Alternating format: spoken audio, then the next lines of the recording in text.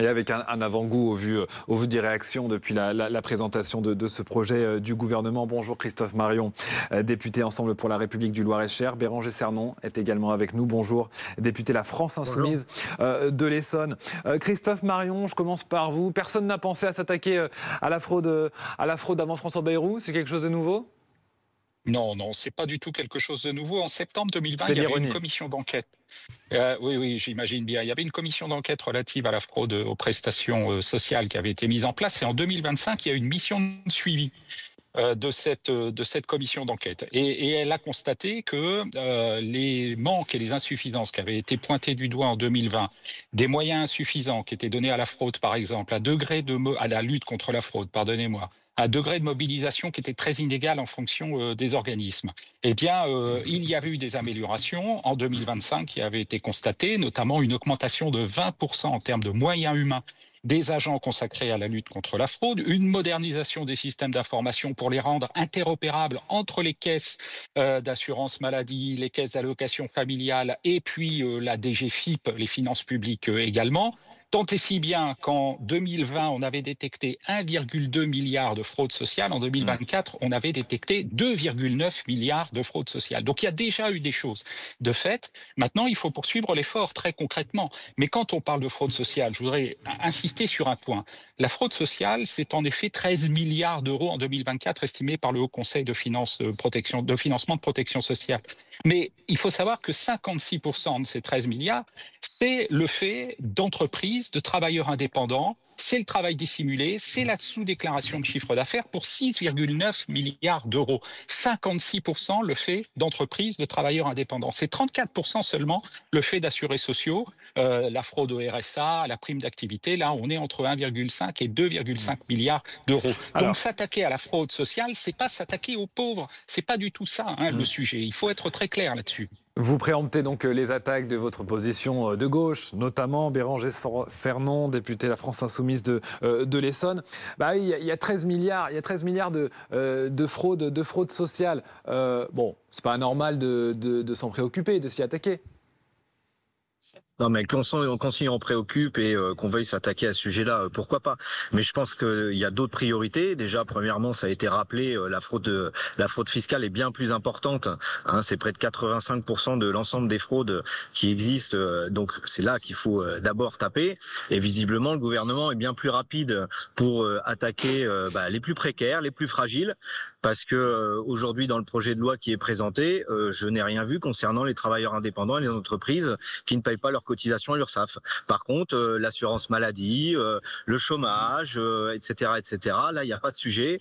Visiblement, le gouvernement est très, on va dire, comment dire, de monter les gens les uns contre les autres, voilà, les plus précaires, les plus fragiles, et c'est malheureux parce qu'aujourd'hui il y a d'autres choses à faire, notamment le sujet de la fraude fiscale, et il y a rien dedans, il y a rien dedans. Et puis surtout la question des moyens humains aussi qu'on met en face, parce que c'est bien beau de vouloir lutter contre la fraude, mais si on veut lutter contre la fraude, il faut des gens en face qui s'occupent des dossiers, qui s'occupent de regarder, etc. Et là encore une fois, c'est pas en supprimant du personnel et en remplaçant un fonctionnaire sur trois qu'on va trouver du personnel pour justement lutter contre cette fraude. Donc une fois de plus, on est sur des effets d'annonce. On va pointer du doigt les personnes en arrêt maladie. Être en arrêt maladie, c'est pas par choix bien souvent. Hein. Être malade, c'est pas un choix, et ça devrait être encore moins considéré comme une charge pour la société. Or, ce projet de loi, typiquement, on est en plein dedans. Il y a plein d'autres choses à faire. Quand c'est pas les étrangers, c'est les chômeurs. Quand c'est pas les chômeurs, c'est les malades. Bref, il y en a ras-le-bol. Il y en a ras-le-bol. Alors, Christophe Marion, la ministre dit oui, mais il y aura aussi un volet pour lutter contre la fraude fiscale. Enfin, soit, mais c'est vrai que la présentation est on va s'attaquer notamment aux abus, des arrêts maladie. Ça a été la thématique du gouvernement depuis plusieurs jours, depuis plusieurs semaines. Et oui, oui, il y aura aussi des éléments contre la fraude fiscale. Mais enfin, oui, c'est pas ça qui est ciblé principalement aujourd'hui par Catherine Vautrin. Écoutez, sur la fraude fiscale, on a détecté en 2024 16 milliards d'euros de fraude fiscale. On en a recouvré plus de 11 milliards d'euros. On a multiplié par 2 ce chiffre depuis 2020. Donc on ne fait pas rien dans ce domaine-là. Et puis surtout les arrêts maladie. On nous dit qu'on va s'attaquer aux gens qui sont malades. Il y a 3 millions de faux arrêts maladie qui sont payés, achetés sur des plateformes numériques. 3 millions de faux arrêts maladie depuis 2018. Le préjudice pour la sécurité sociale en 2023, c'était 8 millions d'euros. En 2024, c'était 30 millions d'euros. J'entends Christophe Marion, mais juste parce que vous avez quand même bien éludé la question, mais la fraude fiscale, en l'occurrence, c'est 100 milliards d'euros. C'est donc 10 fois plus quasiment que la fraude sociale. Et ce sont les chiffres qui proviennent du même rapport, qui sont cités par la ministre, les chiffres du Haut Conseil des finances publiques. Oui, mais Catherine Vautrin ne travaille pas à Bercy. Je voudrais insister là-dessus. Elle a parlé de la fraude sociale parce que c'est le périmètre de son ministère.